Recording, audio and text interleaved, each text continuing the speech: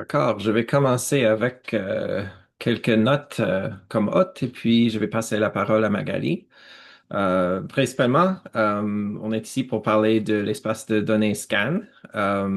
Cet atelier est en format webinaire, alors vous auriez une petite boîte questions-réponses au fond de votre écran Zoom. Vous pouvez utiliser ça pour nous poser des questions. Le mardi, quand on fait la séance en anglais, on a eu des excellentes questions, excellentes discussions. Alors, j'espère qu'on aurait même chose aujourd'hui. Je vais faire une petite reconnaissance territoriale. McMaster University, l'établissement hôte du réseau canadien des centres de données de recherche, est situé sur les territoires traditionnels des nations Mississauga et Haudenosaunee, ainsi que sur les terres protégées par l'accord Wampum Dish with One Spoon. Nous commençons aujourd'hui en rendant hommage et en exprimant notre gratitude aux nations Haudenosaunee et Anishinaabe et en reconnaissant notre responsabilité de respecter et d'honorer les liens qui unissent les peuples autochtones à notre terre. Visitez Native Land Digital, un espace où les personnes non autochtones peuvent en apprendre davantage sur les terres qu'elles habitent, l'histoire de ces terres et comment contribuer activement à un avenir meilleur en avançant ensemble. Alors avec ça, je passe la parole à Magali Gérard, directrice exécutive du SIX. Merci, Grant. Je vais juste prendre quelques minutes simplement pour vous souhaiter la bienvenue au webinaire, puis vous expliquer un petit peu le contexte. Mais l'objectif aujourd'hui, c'est vraiment de vous présenter ce vraiment beau nouveau projet-là du réseau, puis de laisser de l'espace là, pour les échanges, les questions de votre part. Alors, c'est ça, Magali Girard, je suis la directrice générale du Centre interuniversitaire québécois de statistique sociale, le SIX. On est partenaire régional du Réseau canadien des centres de données de recherche, le RCCDR, et je suis accompagnée aussi de Véronique Dupéry, qui en est la directrice académique. Puis vraiment, vraiment très heureuse de vous présenter ce webinaire-là aujourd'hui. C'est un projet, un nouveau projet du réseau, un nouveau financement qu'ils ont obtenu de l'Alliance de recherche numérique du Canada. Puis on est très fiers et très heureuse de ce nouveau projet-là. Et c'est un projet qui s'inscrit dans le programme pilote des espaces de données nationaux de l'Alliance. Ils ont financé 4 projets et le projet du réseau, le projet qui s'appelle Espace de données national pour les données sensibles en sciences sociales, espace de données SSCAN. Je vais laisser Grant expliquer l'acronyme dans sa présentation. Mais c'est le seul des 4 projets qui est entièrement dédié aux sciences sociales et qui aborde les données, la gestion des données, l'accès aux données comme une infrastructure de recherche. C'est vraiment appuyé sur plus de 25 ans d'expérience du réseau, puis aussi du SIX aussi pour le Québec, pour la gestion et l'accès aux microdonnées de Statistique Canada. C'est notre principale activité, c'est d'offrir l'accès aux microdonnées de Statistique Canada à travers un réseau de centres de données de recherche. Et depuis un peu plus d'un an aussi, le réseau travaille à un déploiement d'un centre de données de recherche virtuelle qui offre l'accès aux microdonnées, plusieurs des microdonnées, la plupart des microdonnées à distance aussi. Puis c'est en cours de déploiement, donc ça s'en vient aussi au Québec. Puis alors voilà. Puis ce nouveau projet-là, bien c'est l'opportunité de réfléchir, développer, organiser, préparer une infrastructure pour offrir dans un cadre sécurisé et cohérent un espace pour le partage, le couplage, la réutilisation de données, mais de d'autres types de données. Puis je vais laisser Grant l'expliquer plus en détail, mais c'est vraiment excitant. Je pense que ça répond à un grand besoin parmi notre communauté de recherche aussi, puis différents partenaires aussi. Fait que c'est l'occasion de réfléchir et de planifier ce projet-là. Puis l'idée, c'est ça, que ça soit développé dans un cadre sécurisé, cohérent, aligné avec les principes FAIR et CARE. Alors voilà, la présentation aujourd'hui va être donnée par Grant Gibson, qui est le directeur adjoint recherche et évaluation au RCCDR. Et Grant a joué un rôle central là-dedans, mais encore félicitations à toute l'équipe du réseau pour l'obtention de ce financement-là. Moi, Véronique et toute l'équipe du SIX, on est vraiment très heureux de pouvoir y participer activement. Alors voilà, merci et bonne présentation. Merci Magali, vous êtes généreuse comme d'habitude. Je vais prendre un moment pour gérer le partage de mon écran. Est-ce que vous me voyez bien? Oui, Oui, ça marche. D'accord. Alors, merci de vous joindre à nous aujourd'hui pour la présentation sur l'espace de données SCAN. Notre plan pour aujourd'hui, c'est parler un petit peu au sujet des projets d'espaces de données nationaux de l'Alliance de recherche numérique au Canada. Je vais lui appeler l'Alliance depuis maintenant. Notre demande pour le projet SCAN, nos plans pour 2026 jusqu'au fin du financement en 2028, comment vous pouvez vous impliquer et ensuite on passera aux questions. En premier, le projet pilote des espaces de données nationaux. Euh, il faut parler un petit peu de quoi il s'agit, un espace de données. C'est vraiment un espace pour une communauté qui travaille sur des enjeux, des thématiques ou des questions de recherche similaires. Alors, ils ont une direction à suivre, euh, une place à se réunir pour utiliser des données provenant des fournisseurs et en des exigences variées. Alors, ça pourrait, pour nous, c'est des exigences sécuritaires, mais aussi en exigences en métadonnées. Autre question, pour nos co-subventionnaires, c'est peut-être les formats, les infrastructures, les accords techniques qu'il faut régler. Euh, les infrastructures des espaces de données au projet pilote peuvent être dotés ou non d'une infrastructure, mais on comprend que les espaces de données auront une infrastructure pour s'en servir pour gérer leur communauté. Euh, Ensuite, un espace de données comprend des mécanismes de gouvernance. Alors, tout le monde qui participe devrait avoir une voix pour gérer ou mener l'évolution de l'espace de données selon ses besoins. Le projet pilote, c'est une enveloppe de financement de l'Alliance qui nous permettent ensuite que nos trois co-subventionnaires, qui sont l'Observatoire des océans du Canada, Canavian, je ne sais pas s'ils ont le nom en français, mais ils s'occupent des oiseaux, et ensuite Genome Canada avec les données génétiques. Alors, avec nous, ce sont les quatre subventionnaires. Euh, qu'on participe dans le projet pilote avec nous. Les projets sont appelés à progresser à partir de notre point de départ en 7 catégories de maturité. Alors, on nous demande d'avancer notre maturité au cours de ces 2 prochaines ans.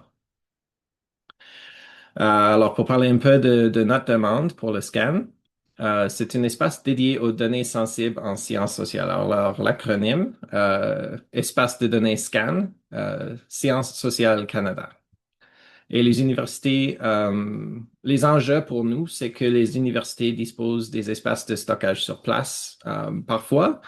D'autres fois, ils s'abonnent aux infos nuagiques, particulièrement Google Drive et ensuite OneDrive. Ce sont des produits américains, alors il y a quelques questions avec la souveraineté des données là. Souvent, on est limité au compte de l'université concernée, alors ça devient un peu plus difficile à comprendre ou entreprendre des projets de recherche avec co-chercheurs à différentes universités. Le partage des données sensibles devient plus difficile. On souvent coupe les coins, on fait une analyse qui est moins sécuritaire que ça devrait être. Alors, on vise un espace euh, pour le partage des données et la recherche qui ne peuvent pas, au sujet des données qui ne peuvent pas être anonymisées. Alors, je peux enlever votre nom, je peux enlever votre numéro d'identification, mais les données sont suffisamment détaillées que c'est pas difficile à identifier quelqu'un selon les données qu'on voit. Alors, nous fondons ce projet sur un réseau reconnu et bien établi. Alors, la RCCDR est créée en 2000. Alors, nous avons 2600 en 2026. On a commencé avec quelques universités et quelques enquêtes. Alors, je crois au début, il y avait peut-être 6 ou 7 universités impliquées. Ensuite, 3 ou 4 sondages, enquêtes StatCan. Mais maintenant, nous avons plus de 45 universités et plus de 300 ensembles de données, incluant les données fiscales, données hospitalières et bien plus encore. Et ce sont tous les données de StatCan et c'est cette restriction qu'on essaie de nous occuper avec le projet d'espace de données scan. Alors, ça va être complètement un projet séparé. Alors, on va pas mélanger les données. Les infrastructures seront distinctes. Alors, c'est important à comprendre. C'est quelque chose qui nous a manqué un peu le mardi. Euh, je veux aussi noter qu'en 2016, on a été financé comme initiative scientifique majeure par la Fondation canadienne d'innovation et nous sommes le seul en sciences sociales quantitatives. Alors, pour le projet d'espace de données scan, il nous reste beaucoup à faire. Il faut qu'on mobilise la communauté, ce qu'on commence aujourd'hui avec la communauté francophone. On doit aussi mobiliser les fournisseurs de données pour mieux comprendre leurs besoins en tant que partageurs de données et partenaires en recherche. On doit créer quelques orientations et formations. On doit faire quelques analyses juridiques. On comprend un espace national. Alors, il y a 10 provinces, 3 territoires qu'on doit contenter. On doit créer une cadre de gestion de risque. Alors, on prévoit quelques catégories de risques et partage de risques et on doit comprendre ces enjeux. On doit créer un schéma prospectif du système. Alors, c'est important de comprendre que le projet pilote ne comprend aucun financement pour l'infrastructure. Alors, comme notre infrastructure pour le CDRV ne peut pas être impliquée avec le projet SCAN, on va devoir faire des applications, des demandes pour des autres fonds pour l'infrastructure. Ensuite, il nous faut créer des rapports, comme d'habitude, quand on reçoit ces financements. On doit dire à l'Alliance ce que nous font. Euh, pour une petite timeline, en 2026, on s'occupe de créer l'équipe de projet et faire les mobilisations initiales de la communauté. En 2007, on va créer et diffuser des formations et ensuite élaborer un plan d'affaires pour qu'en 2028, on peut faire ces demandes pour créer une infrastructure qui servira à la communauté. Alors, quand on saura qu'on aurait du succès, parce que les utilisateurs et fournisseurs des données sensibles auront une plateforme favorisant la collaboration et l'accès sécurisé. On serait capable de soutenir les chercheurs pendant tout le cycle de vie des données. Alors, avant que vous vous approchiez au comité d'éthique, jusqu'à ce que vous êtes prêt à finir vos projets et partager vos données. On va promouvoir la réutilisation des données. On va promouvoir la découvrabilité des données par les principes FAIR. Si vous ne les connaissez pas, FAIR, c'est un acronyme anglais. Findable, Accessible, Interoperable et Reusable. Ensuite, la gestion et le dépôt des données sera centralisé et on disposera d'une place fiable pour faciliter les négociations pour les données à usage secondaire. Alors, quand vous vous approchez à une organisation, peut-être que c'est un gouvernement municipal, peut-être c'est une organisation à but non lucratif, nous serions là pour faciliter vos négociations pour accès sécurisé aux données. Ensuite, on a besoin de votre aide parce qu'il y a beaucoup des enjeux à comprendre, il y a beaucoup de cas d'utilisation qu'on devrait comprendre afin de créer un espace qui servira la communauté. Il y aurait des occasions pour vous impliquer. Alors, on est fiers d'être partenaire avec le SIX avec ça. Alors, si vous avez été invité aujourd'hui, on aurait votre courriel. Ensuite, on va apparaître dans les bulletins du SIX. Il y aura plusieurs groupes et espaces d'échange pour recueillir les commentaires de la communauté, ce que Véronique va parler dans une minute. Ensuite, il y a des activités de formation qu'on vous propose afin de vous familiariser avec la gestion des données sensibles. Et nous serions ravis de vous voir et de répondre à vos questions. Avant qu'on va passer aux questions-réponses, je veux inviter à Véronique de nous joindre et parler un petit peu au sujet du comité d'éducation. Oui, absolument. Merci beaucoup, Grant. Magali l'a dit tantôt, je m'appelle Véronique Dupéry, je suis la directrice académique du CICS, le Centre interuniversitaire québécois de statistique sociale. Puis aujourd'hui, Nathalie Harrower et moi, on est là pour participer là aussi à la discussion et aux échanges. Euh, En fait, c'est ça, moi je suis la directrice académique du CICS, mais je suis aussi une chercheure prof à l'Université de Montréal, à l'École de psychoéducation, qui a aussi des données là, à titre de chercheur qui fait des collectes de données. Puis je suis impliquée dans le projet, je pense que Grant l'a pas mentionné, mais on va se centrer en particulier autour des données en éducation. Là. C'est un secteur où il y a beaucoup de besoins de développement pour rendre les données davantage accessibles. Puis il y a un comité consultatif là, qui a été mis sur pied par le réseau là, avec Grant et Nathalie pour vraiment aller chercher des inputs de la communauté de recherche. Vous l'avez sûrement compris, mais le projet qui a été financé, c'est vraiment pour partir de la bonne façon, développer les bons outils pour vraiment que ce projet-là soit aligné avec les besoins de la communauté de recherche. Fait qu'aujourd'hui, c'est la première occasion là, de commencer un échange puis une discussion avec vous. Donc, on est vraiment énormément intéressés là, d'entendre vos questions puis vos commentaires. Je pense que aussi s'inscrire à l'infolette du CICS, si vous ne l'êtes pas déjà, c'est une bonne façon de se tenir au courant là, des activités qui vont s'en venir. Mais aujourd'hui, c'est vraiment juste la première étape. Puis après ça, on va déployer tout le reste. Fait que dans vos questions, ça peut être des suggestions aussi là, pour la suite, des demandes que vous aimeriez nous adresser sur la façon là, de procéder pour se doter là, d'un vraiment bon système qui va répondre aux besoins de la communauté. Ben, on est vraiment là tout oui. Ben voilà, fait que je ne vais pas parler plus longtemps là, pour laisser autant de temps que possible ben, à la discussion puis à prendre vos questions là. Donc je m'arrête ici puis ben voilà, au plaisir. Merci, Véronique. Je vais remettre mon courriel là sur l'écran pour que les gens peuvent l'avoir. Alors, si vous auriez des questions que vous pensez à minuit, vous pouvez m'envoyer un courriel. Euh, je suis toujours là. Je pense que si on se lève la main, je peux ouvrir les micros et sinon, oh, allez-y, Jonathan.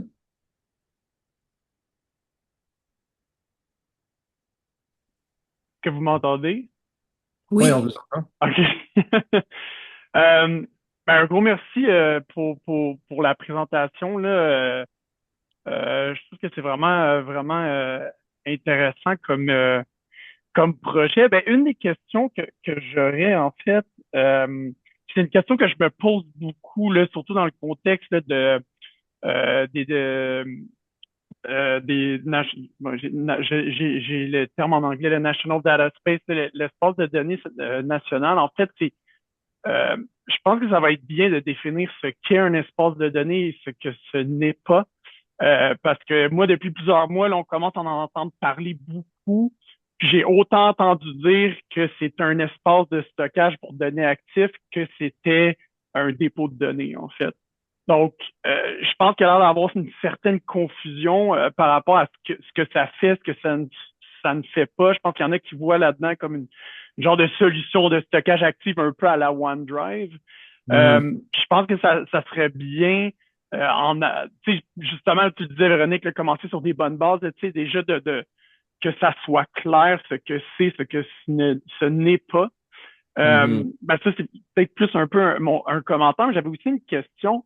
Euh, Peut-être j'aurais aimé ça vous entendre sur comment ce projet-là, le scan s'inscrit dans les autres initiatives qui sont en ce moment, disons, à des étapes pilotes. Je pense notamment au DFDR, qui est donc le dépôt de données de l'Alliance, Mhm. qui travaille sur une initiative pour tout ce qui est gestion de l'accès contrôlé aux données sensibles et donc réutilisation de ces données-là. Et je pense aussi qu'il y a Borealis qui travaille aussi sur une initiative dans le même sens. Donc peut-être vous entendre un peu là-dessus là, où est-ce que tout ça s'inscrit, disons, dans ce grand mouvement-là?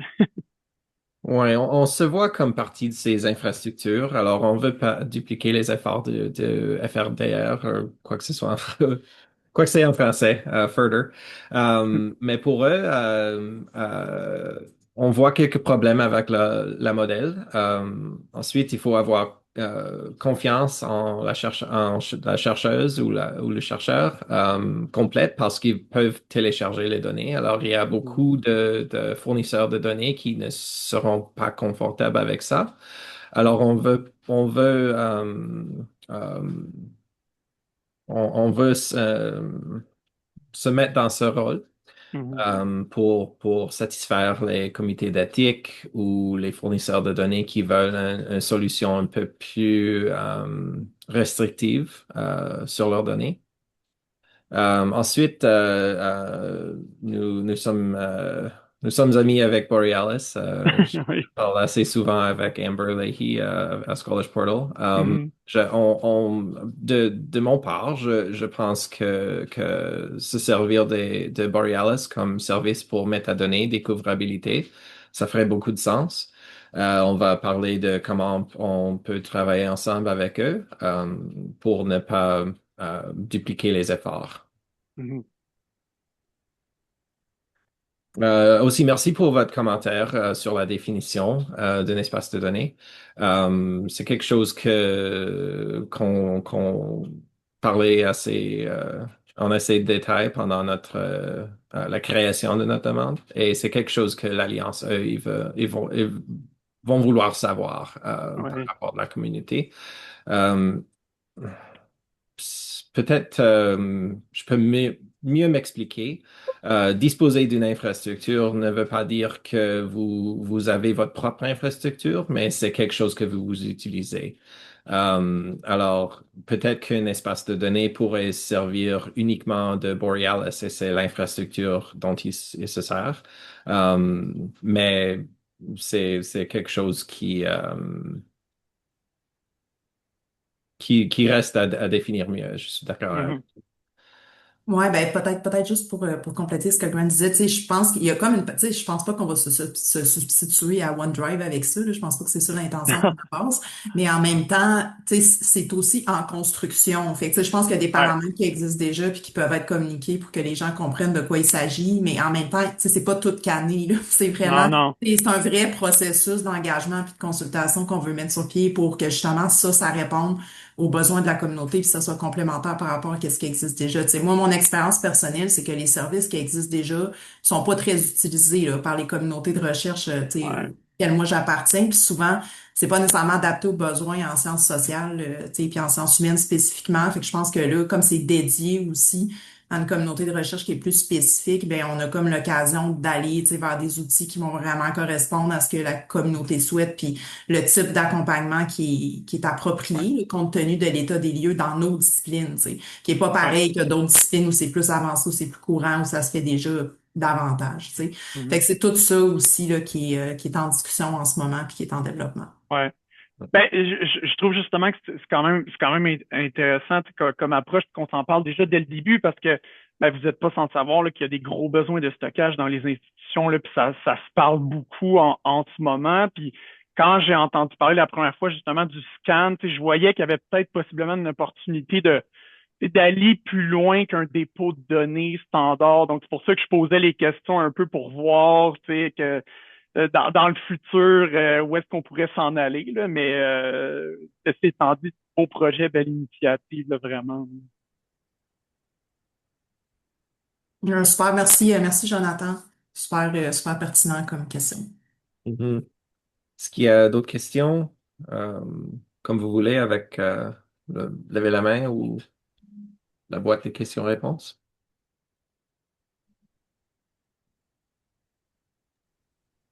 De toute façon, comme Grant, tu l'as mentionné, là, via nos canaux de communication au réseau, puis au SIX aussi, vous allez être tenu au courant du développement des projets. Puis c'est vraiment, comme Grant l'a souligné aussi, un processus de consultation. Donc, vous allez être sollicité puis encouragé à participer à différentes opportunités, justement, on veut vraiment bâtir ça pour répondre aux besoins actuels là, qui sont nombreux.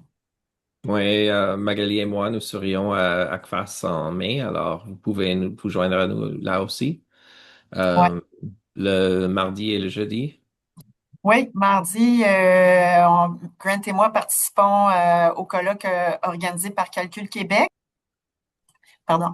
Calcul Québec et jeudi, le SIX organise une journée de colloque aussi en collaboration avec l'Association pour la recherche collégiale et le Réseau national des observatoires aussi, pour ce colloque-là, plus particulièrement sur les opportunités de recherche avec l'accès en virtuel à distance, mais c'est clair qu'on va parler aussi de ce projet-là. Donc, c'est ça, on va être à Trois-Rivières pour la classe.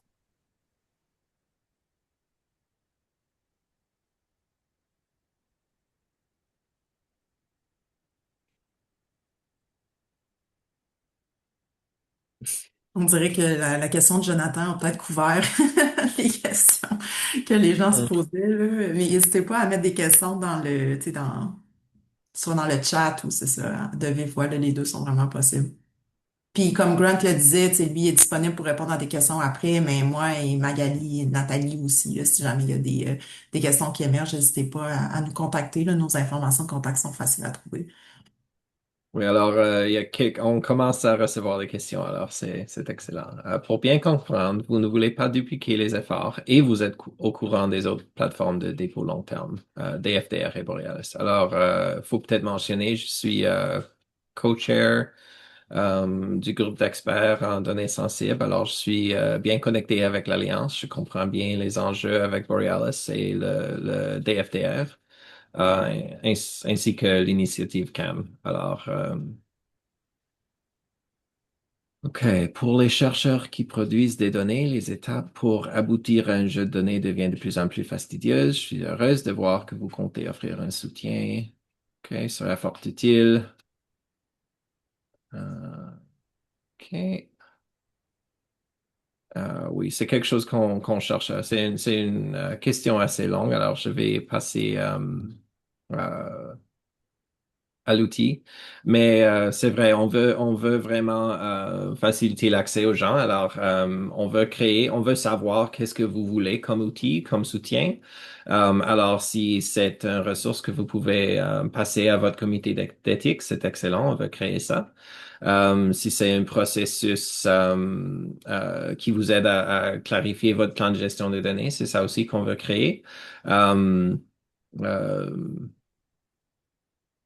Ben, ouais, puis moi, je rajouterais peut-être là-dessus, tu sais, dans ma façon de comprendre le projet, puis là, c'est à discuter si c'est partagé de façon générale, mais tu sais, le but aussi, c'est d'identifier tous les besoins des chercheurs aux différentes étapes, parce que, tu sais, le fait d'avoir ultimement une plateforme avec des règles puis des protocoles, c'est comme la base, tu sais, ça prend ça pour pouvoir avancer, mais en même temps, à mon sens, c'est pas suffisant, parce que tout un accompagnement aussi. Tu sais, c'est vrai que c'est beaucoup de travail de préparer des données. Puis moi, comme personne qui dispose de données, mes données sont pas en forme actuellement pour pouvoir faire un partage comme ça, autant sur le plan technique que sur le plan éthique, là, tu sais. Il y a énormément d'étapes préliminaires à faire. Puis même pour, tu sais, une fois que les données sont disponibles, pour qu'elles soient réutilisées, réutilisables réellement, ben, tu sais, il faut qu'on soit capable d'avoir des soutiens, des sources de financement aussi pour utiliser tu sais, ces données-là. Fait que c'est des rendre disponibles, puis de faciliter la mise à disposition, mais aussi de faciliter l'utilisation en bout de ligne. Tu sais, ça prend une bonne plateforme entre les deux, mais tu sais, pour moi, ces espèces d'intrants puis extrants-là sont vraiment tu sais, importants aussi. Puis ça prend peut-être tu sais, une consultation élargie avec les organismes subventionnaires aussi là, pour voir comment ils vont tu sais, soutenir la communauté de recherche au travers de ces différentes étapes-là. Fait que je trouve que la question est vraiment excellente. Puis en tout cas, moi, personnellement, c'est définitivement quelque chose que j'ai en tête là, puis que je vais apporter dans les discussions qui commencent. il y a une autre question là. Que faire pour les données actives des chercheurs, chercheuses et groupes de recherche? Vos opinions? Alors, c'est ça que nous essayons de créer vraiment. C'est pour les données actives. Alors, euh, le CDRV qu'on vient de créer et qu'on essaie on est en train de dérouler autour du pays, c'est vraiment un espace pour l'analyse des données restreintes et on veut créer ça qui est dédié aux données de StatCan, mais pour les autres données des sciences sociales. Alors, on veut un espace où les gens peuvent accéder aux données, faire une analyse, quoi que ce soit, mais sans devoir télécharger les données, ce qui comprend un certain niveau de confiance qui n'est peut-être pas une bonne idée pour tous les données sensibles. Alors, c'est ça qu'on vraiment veut créer. Est-ce qu'il y aurait peut-être une petite partie du modèle qui soutiendra le téléchargement des données? Peut-être que oui, mais on va demander aux communautés qu'est-ce qu'ils pensent. Je sais que le FRDR, eux, ils veulent des grands bases de données. Ils s'intéressent peu aux tout petites bases de données typiques aux sciences sociales. Alors, si c'est quelque chose qu'on devrait offrir, on veut le savoir, on veut l'offrir comme service. Mais sinon, c'est quelque chose qui nous reste à entendre. Représentant de COCC, c'est l'Observatoire des océans. Désolé, je ne savais pas votre acronyme euh, ou quoi que ce soit, votre acronyme en français. Pouvez-vous définir données actives, s'il vous plaît, à moins que j'aille mal compris? Alors, active, c'est pendant la recherche. Alors, quand scientifique social, on fait une analyse de données, c'est peut-être qualitative et on utilise des logiciels pour analyser ces données. C'est peut-être quantitative. Il y a des différents logiciels pour analyser ces données. Alors, la phase active de recherche, c'est quand le chercheur utilise les données pour retirer des conclusions. Alors, pour les données sensibles, c'est souvent pas préférable que les gens peuvent utiliser les données sur leur machine, mais qui a un espace technique de TI où on peut faire l'analyse sans partager ouvertement les données.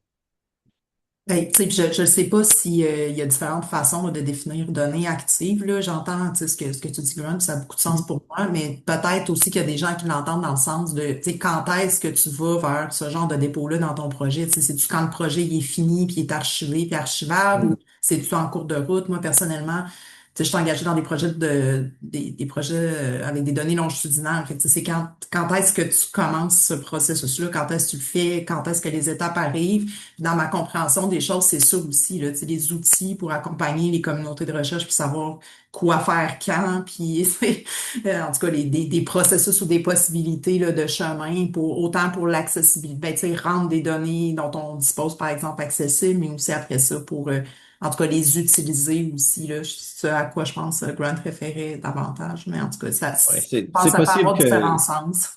c'est possible qu'une base de données qui est en la phase active d'un projet de recherche c'est collecté en 1985. C'est possible. C'est pas des données nouveaux, mais c'est données qu'on analyse à l'instant pendant le projet de recherche. Considérez-vous offrir des DOI pour des data papers? Bien sûr, on est bien content avec les identifiants persistants. Alors, probablement que oui, mais on veut pas promettre quelque chose avant de compléter notre engagement avec les communautés. Mais je pense que c'est assez facile à dire oui pour ça. Il y avait une autre une question. Euh, je pense pas que peut-être que j'ai mal compris votre question. Pour bien comprendre, vous ne voulez pas dupliquer les efforts et vous êtes au courant des autres plateformes. Euh, je sais pas comment mieux répondre à ça. Mais peut-être si vous voulez expliquer davantage. Ben, en tout cas, moi, à ma lecture de la question, je pense que la compréhension est bonne. Effectivement, Grant est définitivement en contact avec les autres organisations qui ont tu sais, des projets en développement aussi. Là. Puis là, c'est vraiment, c'est ça, c'est vraiment réfléchir en complémentarité par rapport à ce qui existe déjà. Là. C'est pas, tu sais, c'est pas en silo, puis ça sera pas. Il y a vraiment une volonté de ne pas dupliquer.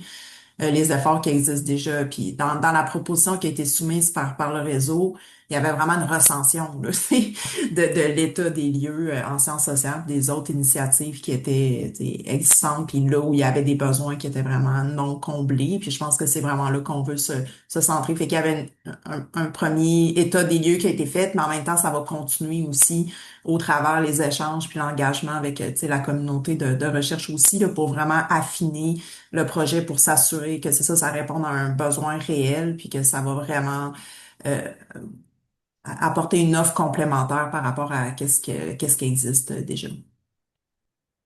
Bien sûr. Comment mieux ne pas dupliquer? Dans le fond, on n'a pas les réponses encore. Hum, mais on va parler avec le FRDR, ensuite à Borealis. Alors, s'il y a quelque chose que la communauté nous demande, et ensuite c'est un service déjà fourni par Borealis et on peut travailler ensemble, on va le faire.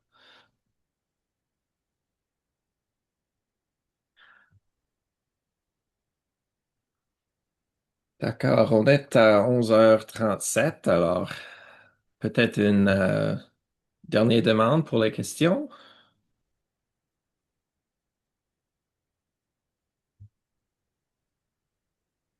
Alors, merci, je suis toujours disponible par courriel. Et ensuite, on va s'engager par voie du SIX pour se connecter avec vous davantage et mieux comprendre vos besoins. Merci à tout le monde pour avoir assisté aujourd'hui. Merci, À Grant. à la prochaine fois. Merci. Ouais, merci, Grant. Merci, Nathalie. Merci, Véronique. Merci, merci Jonathan. Bye bye. Bye.